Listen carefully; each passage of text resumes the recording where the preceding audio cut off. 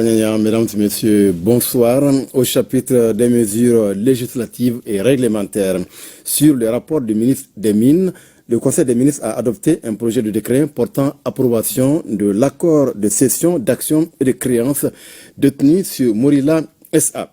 La société des mines de Morila a été créée en 2000 pour l'exploitation du gisement d'or de Morila situé dans l'arrondissement de Koumantou, cercle et région de Bougouni. Son capital social était détenu par l'État du Mali à 20%, la société Anglo Gold Ashanti à 40% et la société Rand Gold Resources à 40%.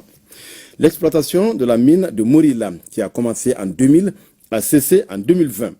Avec la baisse des teneurs et l'épuisement des gisements de la carrière principale, entraînant une baisse de la production et le lancement par la société Barrick Gold de la procédure de fermeture de la mine dont l'achèvement était prévu à la fin du premier trimestre 2021. En lieu et place d'une fermeture, la société exploitante a entrepris le développement d'un projet agro-industriel qui n'a pas atteint ses objectifs. C'est pourquoi la société Firefinch Limited, société de droit australien présente au Mali à travers différentes filiales dans le secteur minier, a acquis le 10 novembre 2020 les parts actionnariales de 80% des sociétés Barrick Gold Corporation et Anglo Gold Ashanti au sein de la société des mines d'or de Morila SA, les 20% restantes demeurant toujours la propriété de l'État du Mali. Après la reprise de la mine, la société Firefinch a rencontré de nombreuses difficultés liées à la faiblesse de la teneur du minerai traité qui l'ont amené à abandonner les activités d'exploitation en 2022 malgré les investissements réalisés et la disponibilité de ressources géologiques. Afin de continuer l'exploitation des ressources aurifères disponibles, l'État du Mali a signé le 6 mai 2024 un protocole d'accord avec la société Firefinch qui prévoit la reprise de la mine de Morila par l'État du Mali à travers l'acquisition au dollar symbolique des 80% des actions détenues par Firefinch.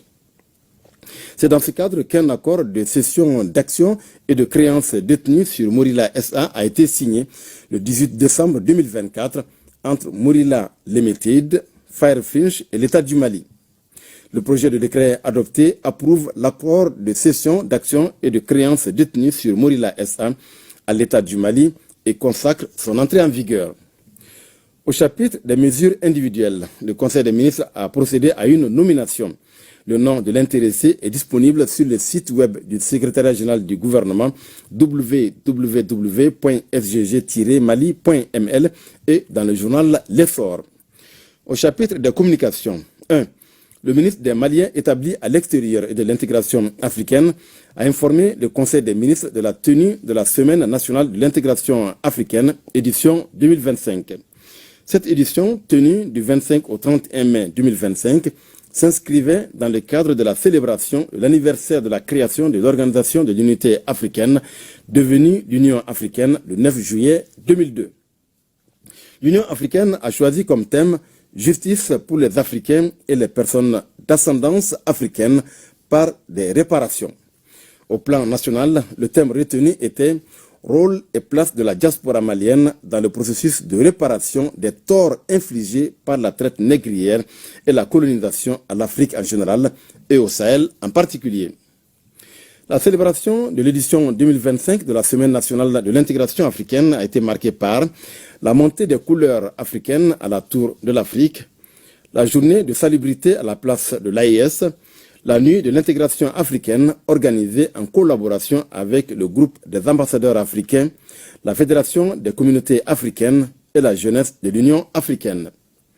Elle a été l'occasion pour notre pays de réitérer son engagement en faveur de la réalisation de l'unité africaine. 2. Le ministre de la Promotion de la Femme, de l'Enfant et de la Famille a informé le Conseil des ministres A. de la participation du Mali au Forum international sur la famille tenu à Istanbul en Turquie du 22 au 23 mai 2025. Ce forum, organisé par le gouvernement turc dans le cadre de la célébration de l'année 2025 comme année de la famille, décrétée par le président de la République de Turquie, a réuni les ministres chargés de la famille de 26 pays autour du thème protection et renforcement de la famille dans un monde globalisé. L'objectif de ce forum était de protéger et renforcer la famille et l'institution du mariage, ainsi que d'assurer la sauvegarde des générations futures et des structures démographiques solides. Il visait également à adopter une position commune à l'échelle internationale sur la protection de l'institution familiale et de ses valeurs. Les travaux ont été marqués, entre autres, par une session ministérielle sous le thème « Intégrer les politiques orientées vers la famille, efforts nationaux et internationaux », des panels et une visite des expositions. Au cours de la session ministérielle, le ministre chargé de la famille a abordé les principaux problèmes auxquels les familles maliennes sont confrontées, les efforts fournis par le gouvernement, les chantiers en cours ainsi que les perspectives. Cette session ministérielle a été suivie de la visite par les ministres de l'exposition intitulée « Toutes les familles heureuses se ressemblent ». À l'issue des travaux, les ministres ont signé une déclaration commune qui sera présentée aux Nations Unies comme une initiative internationale en faveur de la protection de la famille. À l'issue des travaux, B. Des missions effectuées dans les régions de Ségou et de Sikasso. Dans le cadre de la prise de contact et des échanges avec les autorités administratives, coutumières et religieuses et les organisations des femmes, le ministre chargé de la protection de la femme a effectué des missions dans la région de Ségou du 18 au 19 avril et dans la région de Sikasso du 8 au 10 mai 2025. Au cours de ces missions, le ministre et sa délégation ont remis des kits composés de matériel et d'équipements de production, de semences, d'engrais organiques et d'intrants au groupement de femmes, visité le centre d'Ouwolo qui a bénéficié de l'aménagement de son forage et de la parcellisation de son espace maraîcher au profit des femmes, participé au lancement de la 13e édition de la bourse de semences, échanger avec des représentants des organisations féminines de la ville de Sikasso et villages environnants sur les difficultés qu'elles rencontrent et les perspectives. Ces missions ont permis de relancer les activités de certains centres d'autopromotion. 3. Le ministre de l'Environnement, de l'Assainissement et du Développement durable a informé le Conseil des ministres de la participation du Mali à la 2e édition du Congrès international des oasis et du palmier dattier CO2 les 22 et 23 mai 2025 à Ouarzazate, au Royaume du Maroc. Ce congrès, qui avait pour thème résilience et adaptation des écosystèmes oasiens face aux changements globaux, a réuni des décideurs, des chercheurs, des coopératives et des partenaires techniques autour des enjeux de valorisation durable des écosystèmes oasiens et du développement de la filière palmier dattier, ressource emblématique menacée par les effets de changements globaux. Le ministre chargé de l'Environnement a tenu, dans son allocution, à rappeler l'importance de préserver ces écosystèmes fragiles et souligner les efforts engagés par notre pays pour restaurer les terres dégradées, améliorer la résilience des communautés locales et promouvoir des modèles économiques durables. La participation du Mali à ce congrès a été l'occasion de réaffirmer son engagement en faveur de la coopération sud-sud. 4.